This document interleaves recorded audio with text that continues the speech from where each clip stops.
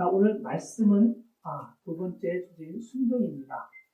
지난주부터 반드시 올바른 방법이라 주장할 수는 없지만 교회 직분자, 성도들이 신앙생활의 재미와 교회를 섬기는 기쁨을 누릴 수 있는 교회적 윤리를 성경 말씀 안에서 훈련할 수 있도록 나누고 있습니다. 우리 성도님들 지금까지 지내온 신앙생활과 삶의 무게도 있으시고 또 나름 젊다 생각하시는 분들은 세상을 지고 가는 무게로 인해 매주 듣는 설교의 많은 부분을 기억하기란 쉽지 않을 것입니다. 지난주 말씀과 오늘 말씀이 연결되어 있어야만 하기에 지난주 겸손을 주제로 나눈 말씀을 조금 상기시켜 드리겠습니다. 겸손을 훈련하는 방법으로 첫째가 자신을 낮추라. 둘째가 타인을 높여라. 셋째가 하나님 은혜에 의존해라. 넷째가 타인의 어떠한 공격에도 넘어지지 마라. 다섯째가 진리의 복음을 주장하라. 여섯째가 하나님을 바라보라 이었습니다. 또한 세상의 겸손과 교회의 겸손에는 많은 공통점이 있지만 세상의 겸손은 도덕적이기도 하지만 은근히 나를 높이려 사용되는 도구로 쓰이기도 한다 하고, 교회의 겸손은 타인을 섬기고 나의 신앙을 높이기 위하여 그리고 믿음의 올바른 행위를 위해 나를 낮추는 훈련을 하는 것이라 말씀드렸습니다. 잘 알다시피 성경에는 나의 왼손이 하는 일을 나의 오른손이 모으도록 하라 하십니다.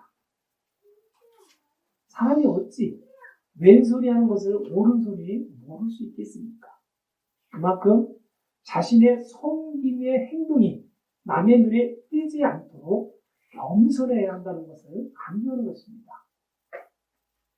우리와 공존하는 악한 세상은 지나친 겸손을 자만이라 하며 오히려 부정적으로 평가하기도 합니다.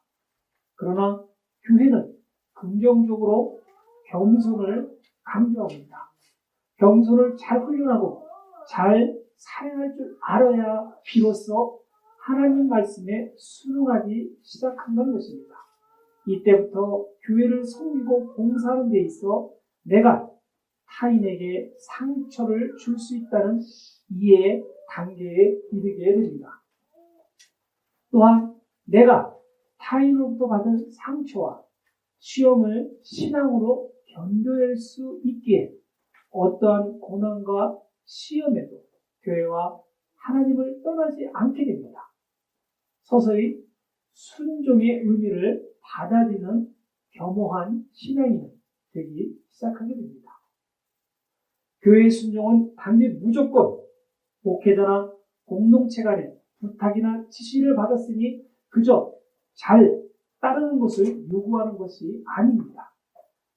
마치 복종과 같이 자신의 아무런 의지 없이 섬김의 마음과 사랑의 마음 없이 행하는 것을 원치 않습니다. 복종은 불만을 생산해내는 원인을 제공할 뿐입니다. 결코 겸손한 마음을 동반한 순종의 신앙을 가지는 것을 해당만 할 뿐입니다.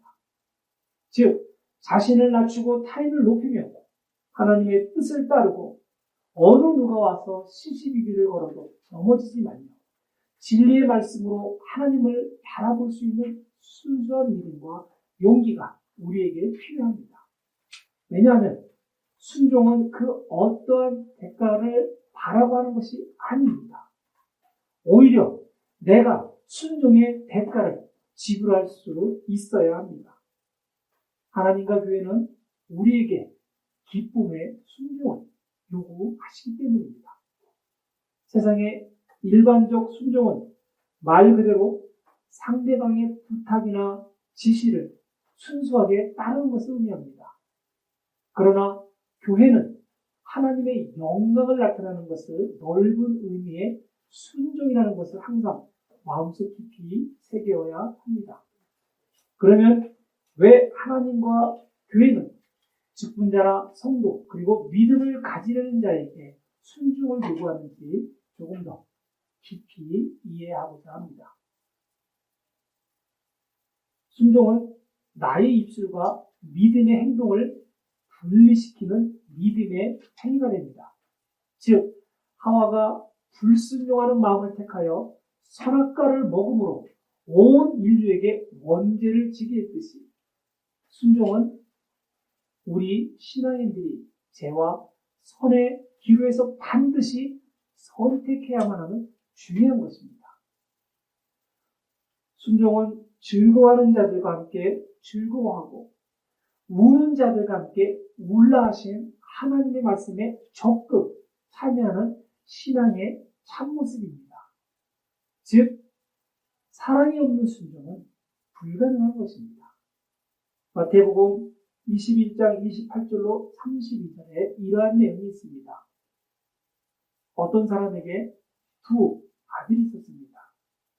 아버지가 첫째 아들에게 아들아, 오늘은 포도밭에 가서 일을 하거라. 그러자 아들은 싫다고 즉답합니다. 그러나 후에 마음이 바뀌어 포도밭에 가서 일을 합니다. 이를 모르는 아버지는 둘째 아들에게 가서 첫째 아들에게 한 말을 똑같이 합니다. 아들아, 오늘은 포도밭에 가서 일을 하거라. 그러자 아들은 네, 그러겠습니다 하고 대답을 합니다. 그러나 후에 마음이 바뀌어 포도밭에 가지 않았습니다. 그러면 이 두 아들 가운데서 누가 아버지 뜻대로 행했습니까? 물론 첫째 아들입니다. 가지 않겠다고 하였지만 결국에는 아버지의 뜻을 따랐습니다. 역시 형만 하나는 없습니다. 장남으로서 책임감을 가지고 있습니다. 둘째 아들은 대책이 서지 않습니다. 간다 해놓고 가지 않았습니다. 차라리 가지 않겠다고 하였으면 아버지는 다른 대책을 강구했을 수 있었을 때 말입니다. 참으로 나쁜 아들입니다. 그렇지 않습니까? 하지만 이것은 우리 사람들의 생각일 뿐입니다. 세상적 판단입니다. 사실 두 아들의 초기 대답은 다 나쁜 아들들이었습니다. 이유를 말씀드리겠습니다. 여기서 포도밭을 가진 아버지는 바로 우리의 하나님이십니다. 하나님께서 두 아들들에게 오늘 포도밭에 가서 일하라는 것은 두 아들들이 꼭 해야 하는 것을 지시하시는 것입니다.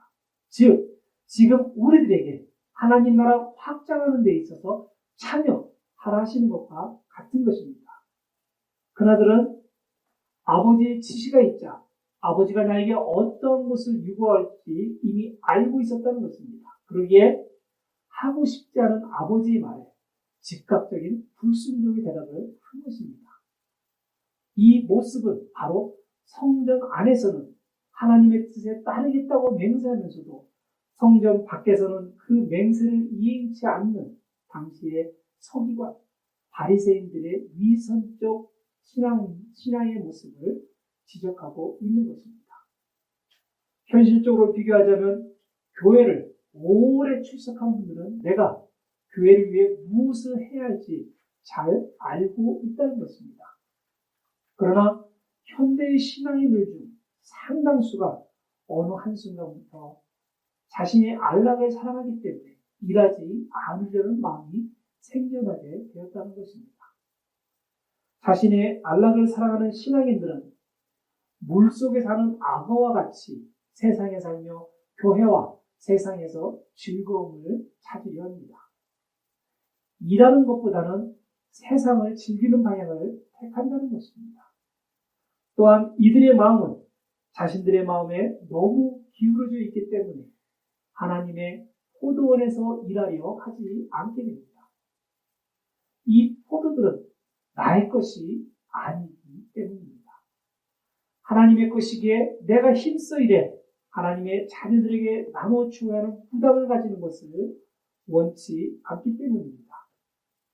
종교의 직무보다 아무 부담 없는 세상의 직무를 통해 얻는 수단을 더 사랑하기 때문입니다.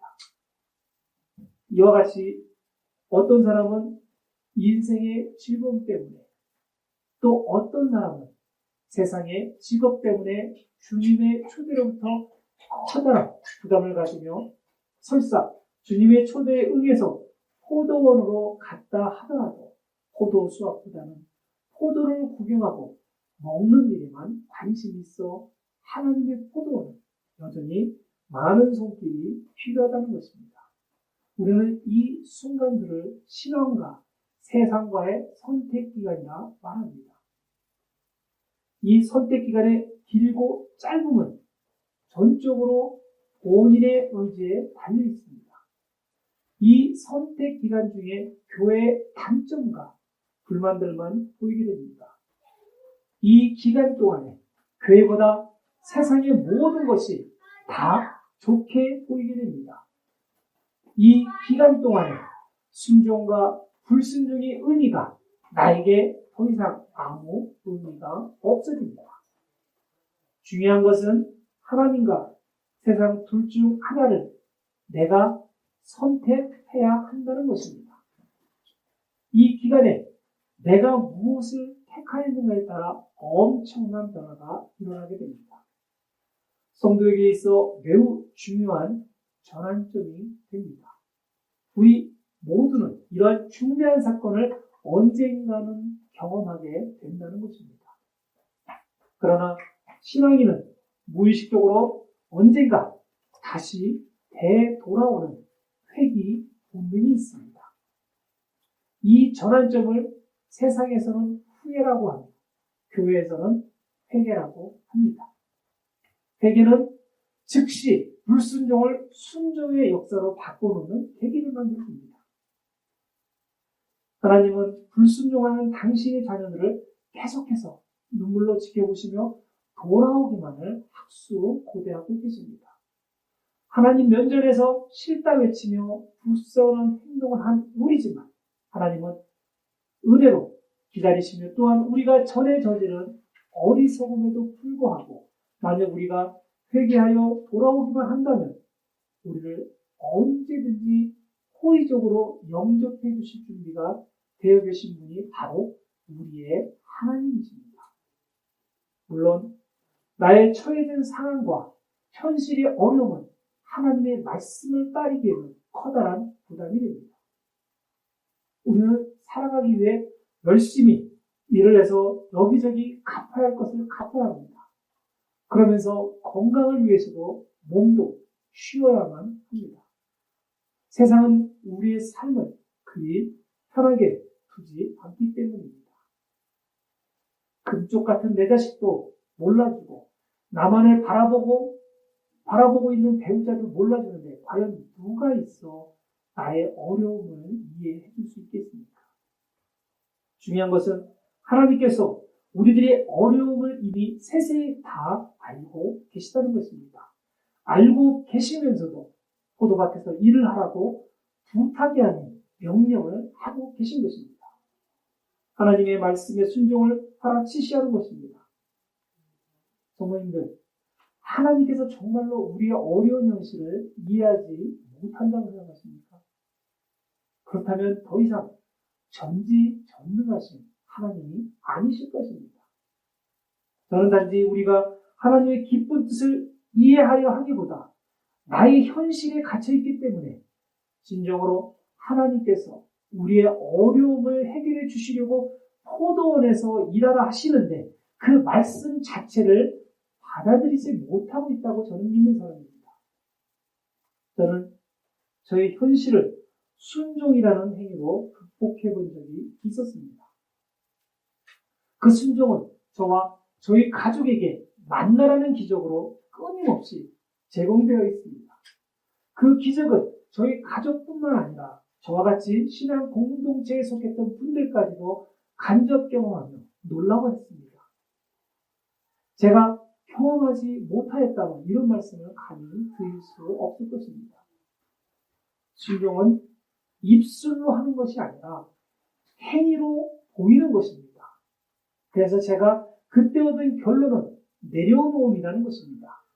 내가 세상을 힘없는 나의 등에 짊어질수록 나의 현실의 고됨은 더 무겁고 버거워져 허무적된다는 것을 깨달았을 때 진정한 순종의 의미를 배우게 되었다는 것입니다. 그나마 오늘 큰아들은 입술의 잘못을 믿음의 행위를 통해 순종의 의미를 알게 되어 비록 하나님 면전에서 큰 죄를 지었지만 은혜와 사랑이 충만한 하나님께 되돌아올 수 있는 신앙인이 되었다는 것입니다. 우리 귀한 성도님들, 큰아들에 대하여 이야기를 듣고 보니 과거 나의 모습을 떠올리시는 분들도 있으실 겁니다. 한때는 하나님의 말씀에서 벗어나려 했던 적도 있으셨지만 지금은 포도원을 지키는 청지기들로 변하여 여기서 함께 은혜로 예배를 드리고 계신 것입니다. 그리고 포도밭의 작은 소산을 통해 지금은 편안하고 기쁨의 나날을 보내고 계시리라 믿습니다. 둘째 아들은 얼마나 자신감 있게 아버지의 말에 순종하며 네, 그렇게 하겠습니다 하고 대답하였습니다. 지금 당장 갈 준비가 되어 있으니 아버지는 아무 염려하지 않아도 됩니다 하며 순종의 모습을 강하게 보여줍니다. 그러나 그는 입술로는 순종할 하듯 하였지만 행위로는 순종을 하지 않겠다는 결심을 이미 가지고 있었습니다. 첫째 아들보다 더 나쁜 아들입니다. 거짓말을 하더라도 현 상황만은 피하고 싶은 마음이 있었을 것입니다. 현실의 삶을 살고 있는 우리도 둘째 아들과 별반 다르지 않을 것입니다. 많은 사람들이 상대방이 듣기에 거북한 말보다는 가급적 받아들이기에 좋은 말을 합니다. 하지만 그 말을 다 믿는 사람들은 없을 것입니다. 달콤한 말은 마치 설탕과 같습니다. 입안에서 단맛을 주지만 육신은 망가지는 것과 같은 이치일 것입니다.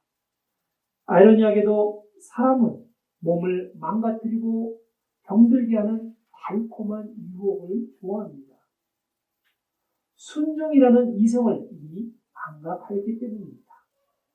달콤한 말을 해야 하는 직업은 어떤 것이 있겠습니까?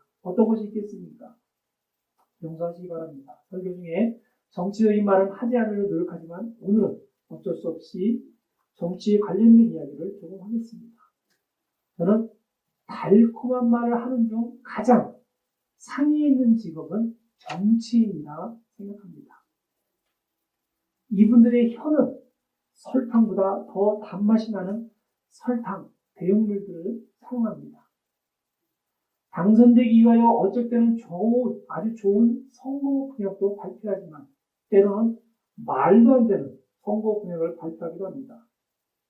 마치 내가 당선이 되면 이 지역은 단 몇 년 만에 세계에서 가장 잘 사는 지역으로 변화될 것이라고 합니다. 우리가 살고 있는 이 지역이 아주 멋지고 발달되어 우리가 모두 살고 있는 싶어하는 지역으로 바뀌며 이 지역에 살고 있는 우리는 마치 선택된 사람으로 보일 수 있을 것이라 믿게 만듭니다. 돈이 필요 없는 입술로 엄청난 공수표를 정치인들은 뿌리다닙니다. 수많은 정치인을 보았지만 그들의 계획대로 지역과 나라가 변한 것이 과연 얼마나 되었는지는 모르겠습니다. 저는 정치인이 잘못되었다는 것을 지적하는 것이 아니라 우리가 이 달콤한 유혹에 항상 끌려다닌다는 것입니다. 이 달콤함의 유혹의 끝이 육신의 파멸이라는 것을 잘 알면서도 우리는 선택한다는 것입니다. 여기서 단맛을 선택한 사람들은 믿음을 귀히 여기지만 불순종을 택한 신앙인들을 말하는 것입니다. 반대로 쓰디쓴 말을 주로하는 직업이 있습니다. 바로 목회자들입니다. 현대교회는 목회자들의 설교도 점점 설탕처럼 변해가고 있기도 하고 성도님들도 쓴 설교보다는 달콤한 설교를 듣기를 원합니다. 같은 말이면 좋은 말을 선택해 설교하는 것이 듣는 사람이나 말하는 사람이나 서로 좋은 것이라 주장하십니다. 분명 좋은 의견입니다.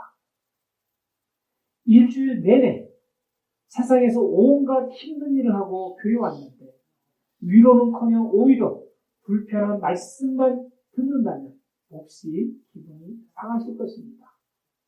또 현실적으로도 그렇게 설교하는 교회가 더 부흥합니다. 마치 하나님의 말씀을 내가 선택해서 들을 수 있는 것 같기도 합니다. 중요한 것은 우리는 하나님의 말씀이 달고 오묘하다고 들었습니다. 누구에게요? 순종하는 사람들에게만 그렇게 느껴진다는 것입니다.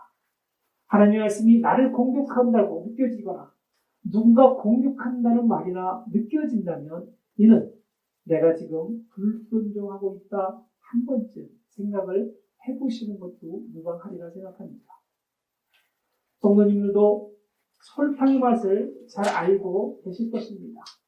첫 맛은 달지만 많이 먹거나 계속해서 먹으면 뒷맛이 쓰다는 것입니다. 반대로 쓰디 쓴 약초들은 첫 맛은 엄청 쓰지만 계속해서 씹게 되면 뒷맛에서 조금씩 단맛을 느끼시게 됩니다. 저는 이 쓰디 쓴 약초가 하나님의 말씀이라 믿습니다. 내가 순종할 때는 단맛보다는 최상의 꿀맛이 되고 불순종할 때는 독주와 같이 쓰디 쓴 맛을 준다는 것입니다. 둘째 아들의 첫 마디는 아주 달콤한 긍정적 표현이었습니다. 하지만 그의 내면에는 엄청나게 쓴 독주가 자리 잡고 있었습니다. 속과 겉이 전혀 다른 사람인 것입니다. 결국 포도원에 가지 않았습니다. 스스로 하나님 나라에 가지 않은 것입니다. 선택은 본인이 하고 있다는 것입니다. 지금 이 순간에도 자신의 짧은 인생의 시간을 안락과 기쁨을 위해 영원한 안락과 기쁨을 포기하고 살고 있는 비신자, 신자들이 얼마나 많습니까? 오늘 두 형제를 통해 이는 말하는 것과 행동하는 것은 전혀 별개의 문제라는 것을 지적해 줍니다. 세상도 그렇지만 교회 안에서도 말만 하고 행하지 않는 사람이 많이 있습니다. 많은 사람들이 입으로는 사랑을 한다고 합니다. 하지만 사람들은 입으로만 하는 사랑보다는 현실적으로 도움이 되는 사랑을 원합니다.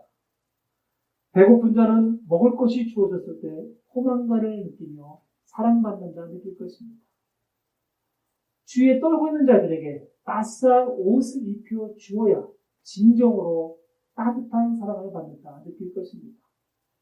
잘 곳이 없는 자들에게 잠자리를 제공해야 편안한 사랑을 받는다 느끼게 될 것입니다. 이들에게 입술로만 사랑한다고 했을 때 과연 그들이 사랑받고 있다 느낄 수 있겠습니까? 이들이 진정으로 하나님의 뜻에 순종하고 있다는 그리스도인이라 보이겠습니까? 순종은 하나님의 말씀을 경청하고 믿고 사랑으로 행하는 신앙인들의 자연스러운 겸손의 외적 표현입니다. 순종이란 입술과 우리의 행동이 일치되었을 때 비로소 소금과 빛의 역할로 바뀌도록 해주는 중요한 열쇠가 됩니다. 순종이란 신앙인의 가식적 모습을 변화된 하나님의 자녀로 보여주는 자신의 거울의 역할을 해주는 것입니다. 그럼에도 둘째 아들은 아버지를 속이고 자신을 속이고 세상을 속이는 죄를 지었습니다. 이 역시 자신을 너무나 사랑하여 세상의 어려움을 버려두고 자신만의 행복을 추구하고 안락을 추구하고 있다는 것입니다.